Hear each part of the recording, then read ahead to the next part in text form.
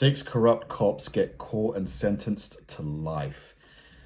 I mean, just why be a cop if you are gonna, go and commit crimes? I mean, I suppose, if you're a criminal doing it under the, protection of a police officer, I suppose is quite a strategic thing to do. But it's sad that you've got people that are, we trust them to, protect us and uphold the law, who are, worse than a lot of the criminals that they're putting behind bars. Corruption and abuse of power is something that happens in every working field. In today's video, we're taking a look at police officers who were caught being corrupt. Before we move into the first police officer's corruption I am the best cop money can buy scandal, if you guys could go down below and hit that subscribe button, I would really appreciate it. Anyways, let's move into the video. This police officer was told to investigate a vehicle. Little did he know that it was actually a bait vehicle. And when he went to the vehicle, he pocketed pills found and also over $1,000 in cash. Wow. He then reported that there was nothing in the car, yet this car was planted with the cash and the pills by the police department. All of this was even caught on the officer's body cam. A crooked cop is caught in the act on his own body camera video. The key piece of evidence led to the conviction of a former MTSU police officer just this month. Now, the case started with a missing AR-15, and as News Channel 5's Nick Barra shows us, it ended with an elaborate sting, all caught on camera. This is former MTSU officer Marco Burke's body cam video as he approaches an abandoned vehicle on campus last year. What he doesn't know is that this is a sting to see what Burke would do when tempted. What really is called an integrity test. Chief Buddy Peaster suspected that Burke had stolen an AR-15 from an MTSU police locker, but he couldn't prove it. So Murfreesboro police set a bait car on campus along with some hidden cameras. Officer Burke was sent alone to investigate the abandoned vehicle. Watch as he zeroes in on a bottle of pills, which he pockets. Wow. Then Burke also grabs $1,100 cash and another bottle of pills. Moments later, he reports nothing unusual to dispatch. There were 2 officers sentenced to 25 years and 18 years in prison. This was the biggest corruption scandal in Baltimore. Mate, so I love how he didn't get any sort of alarm bells. Like, nothing told him, maybe I should, think about this. Maybe I shouldn't do it. This is too easy. Who abandons a car with $1,000 in it, with the door open? Where was his brain at? Where was his brain? Baltimore police history. The leader of the corrupt task force was sentenced to 25 years, and another was sentenced for 18.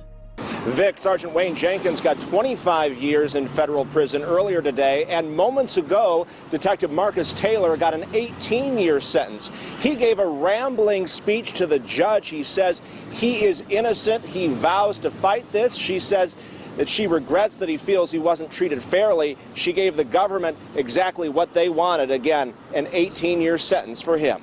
Judge sentenced Sergeant Wayne Jenkins to 25 years in federal prison. You have a gun and cocaine, probably, I would say 2 1/4 just by looking at it. The former head of the corrupt Baltimore Police Gun Trace Task Force wept and apologized for crimes that prosecutors say included at least 10 armed robberies, planting evidence, falsifying overtime, and selling $1 million worth of drugs, including prescriptions looted from pharmacies after Freddie Gray's death. This guy was pretty much a mob boss. It sounds like something Tony Soprano, $1 million worth of drugs, faking overtime. That's literally what they used to do with the no-shows in the Sopranos. 2 police officers were arrested for public corruption charges. From my understanding, what these officers were doing was stealing the taxpayers' money. They would arrive late and leave early, but they logged their hours completely different and take advantage of overtime pay. This is stealing the taxpayers' money. Supposedly, they've made over $120,000 doing this. Federal prosecutors say it was a years-long scheme to fraudulently obtain overtime money. Money they say was federal funding to support highway safety programs like sobriety checkpoints. Former Lieutenant Daniel Griffin and former Sergeant William Robertson allegedly arrived late to their shifts and left early and falsified records. To create the impression that they were working the entire overtime shift, Griffin and Robertson ensured that their co-conspirators all entered the same false number of hours worked into the system and entered false citation times to make it look like they were working the full 4-hour overtime shift when instead it was something less. U.S. Attorney Andrew Lelling says they profited to the tune of at least $120,000 in taxpayer money. These two Columbus police officers were arrested. It must happen. It must happen so often, you know. Like, think of the thousands of police departments in the USA. It's just got to be. How do you keep track of everything? I don't think that it'd be possible to have like every single department checked, you know, verified, everybody's doing the right thing, you know, nothing is being, like, no corners are being cut. Is it realistic? I just don't think so. Are in jail for federal drug charges. The FBI arrested them. The thing that's very interesting about this is these two officers are actually narcotic officers and now are being placed in jail for federal drug charges. Wow. 2 Columbus police officers are in jail on federal drug charges. NBC4's Catherine Ross is live at police headquarters with what we're learning about this FBI investigation. Yeah, Hattie and Matt, good morning. Well, so far we haven't learned too much. We are expecting to learn the details about those cases when the officers appear in court later today, but so far the city and the Division of Police here have not released any information. Now, here's what a source confirms to our NBC4 anchor, Carrie Charles. They say that officers John Koczkowski and Marco Marino were arrested on federal drug charges by FBI agents on Tuesday. Both officers are part of the Narcotics division at CPD. Now, according to state prison records, Koczkowski is being held in the Delaware County Jail. Marino is at the Correction Center of Northwest Ohio. Booking information for both does not include the charges that they're facing. Now, the two officers are scheduled to face a judge today, and that is when we expect a lot of those records and details in these cases to be unsealed as well. But for now, live and local for you in Columbus, Catherine Ross, NBC4. This police chief was sent. I think they were, you know, they got too caught up. Like, maybe they were around the narcotics too long. Maybe they started watching things on Netflix like Narcos, you know, the Pablo Escobar, and they thought, maybe we can start selling some of this on the side. It's, it's just a shame that you just can't trust, like, because this must be happening all the time. Stuff going missing from the evidence room, like, you know, you arrest a dealer, he's got $2,000 on him, but you only report 1,000. This must happen all the time. Sentenced because he was protecting drug shipments. He had an oath to protect and serve, and the way he goes about this is by protecting drug shipments.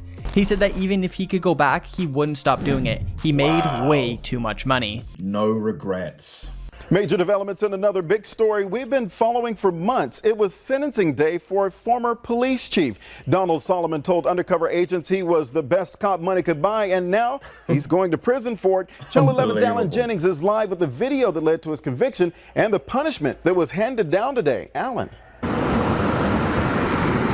Got slammed, Vince. 11 years, 3 months. Stood before the judge and apologized to his children, the FBI, law enforcement in general, for violating his personal and public trust.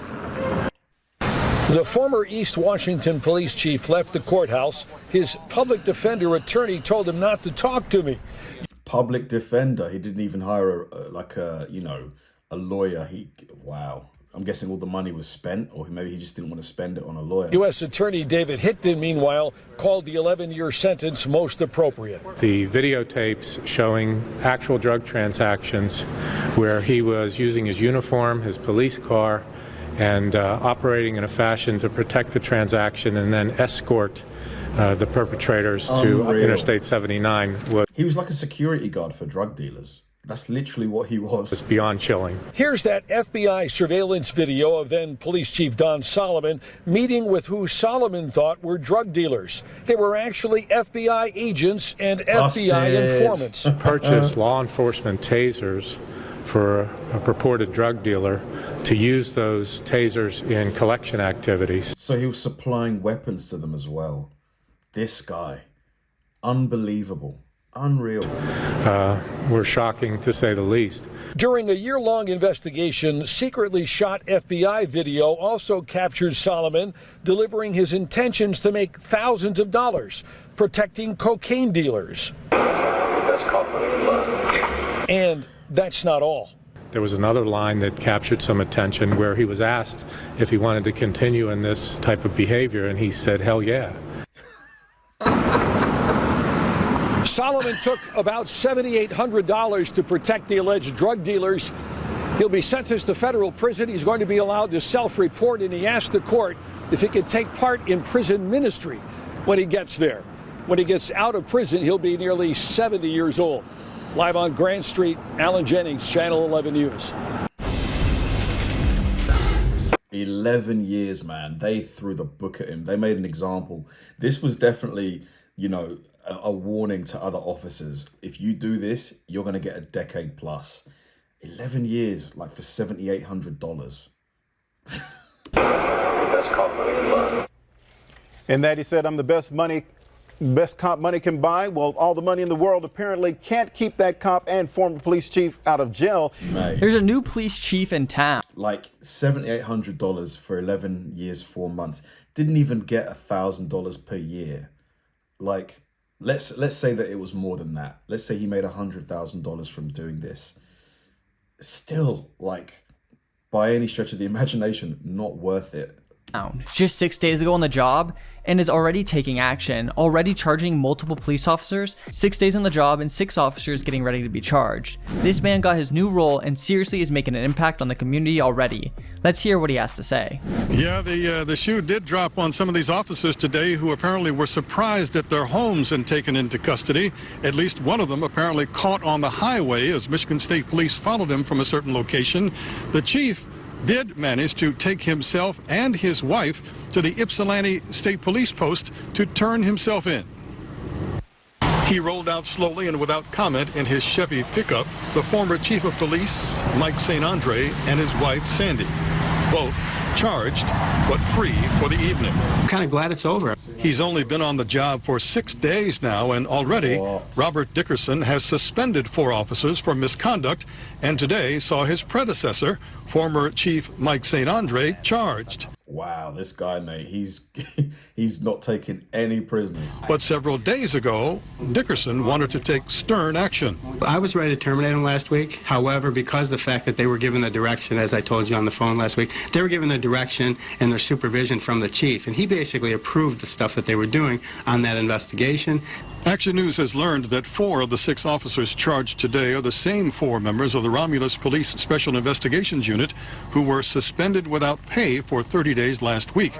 If you guys enjoy more criminal or judge videos, drop a like. And This honestly must be rampant. It must happen so much because these are only the officers that got caught.